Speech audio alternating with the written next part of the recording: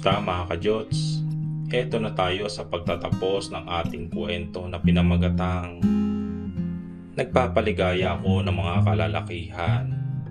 Bago nga po pala ako magsimula, inais ko pong magpasalamat sa lahat po ng sumubaybay ng ating short stories.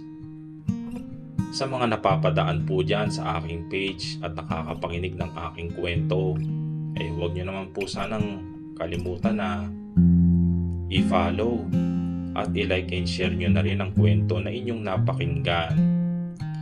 Heto na, sisimulan ko na ang kwento ni Marie. Dito nagtatapos ang kwento ng buhay ko. Masasabi kong hindi perpekto tulad ng iba at hindi pangkaraniwan. Hindi lahat ng gumagawa ng iligal ay masamang tao na. Minsan ay napipilitan lang silang gawin yon upang matugunan ng pangangailangan. Salat ako sa buhay pero hindi sa pag-ibig.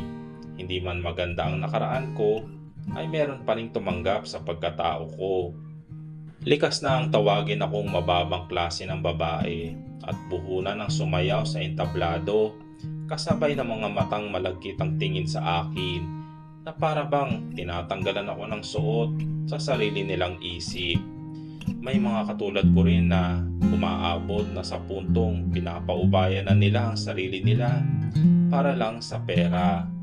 Iba ang karanasan kapag ikaw na mismo ang napakapit sa patalim.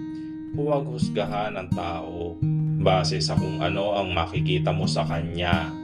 Alamin mo rin kung anong kwento sa likod ng ginagawa niya.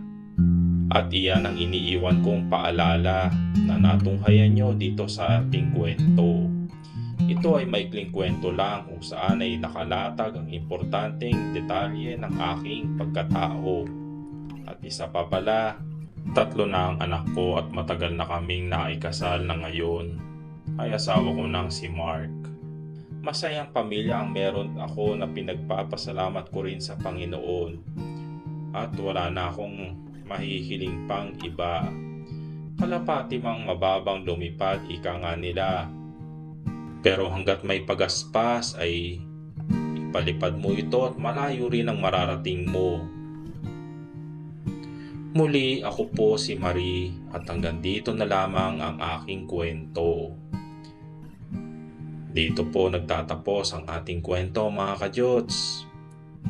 Sana po'y nagbigay inspirasyon sa bawat isa ang kwento ni Marie.